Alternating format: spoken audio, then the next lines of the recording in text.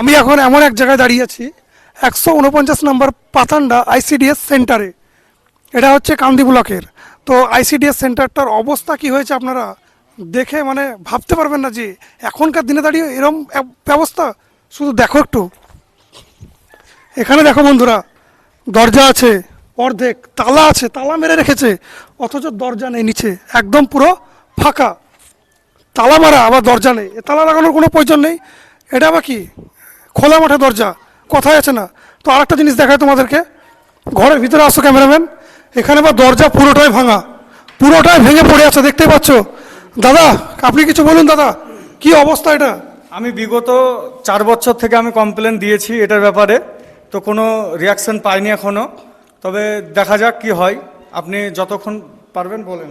কান্দি ব্লকের আমি সম্মানীয় থানাকে বলছি এটা আপনারা একটু দেখুন যাতে ব্যবস্থাপনাটা ঠিক হয়, এবং গ্রামের লোককেও বলছি, এই পাতান্ডা গ্রামের লোককে আপনারা একটু সচেতন হন। নিজেদের স্কুল মানে সরকারি স্কুল মানে এই নয় যে সরকারি স্কুল, এটা আমাদের সবার, আমাদেরই বাচ্চারা পড়বে, আমাদেরই ভাইরা পড়বে, আমাদেরই গ্রামগঞ্জের যত ছেলেপেলে আছে সবাই পড়বে এবং এই ঘরে বসে খাবে।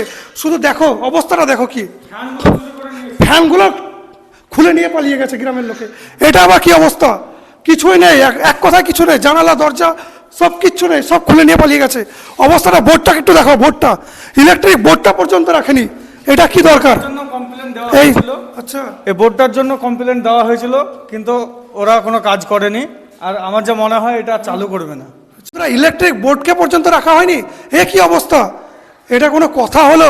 তাই আমি একটা রিকোয়েস্ট করছি কান্দি থানাকে, যথাযথভাবে যেন এই আইসিডিএস সেন্টারটাকে 149 নম্বর পাতানটা, এটাকে যেন একটু আয়ত্তে আনা হয় সরকারি। তো দেখতেই পাচ্ছ পুরোটা একদম খুব অবস্থা খারাপ, জানালা ফানালা সব ভেঙে দিয়েছে, একদম বাইরে থেকে সব দেখা যাচ্ছে না। এটা একটু দেখুন দরজা, এখানে দরজাটা দেখুন, এই সাইড থেকে ক্যামেরাম্যান দেখান একটু, দরজা আছে ভিতর, বাইরে থেকে তালা মারা, অথচ পুরো ফাঁকা।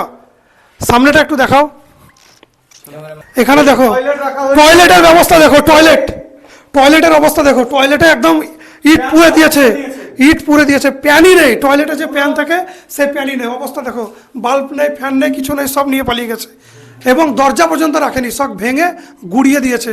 এটা গ্রামের লোকের দায়িত্ব এটাকে ঠিক রাখা, শুধু সরকার করলেই হবে না, গ্রামের লোককে দায়িত্ব থাকতে হবে। তো ভিডিওটা এখান থেকে শেষ। আমার একটা রিকোয়েস্ট থাকবে কান্দি থানাকে যেন এই 149 নম্বর পাতান্ডা আইসিডিএস সেন্টারটাকে একটু নজরদারি করা হোক।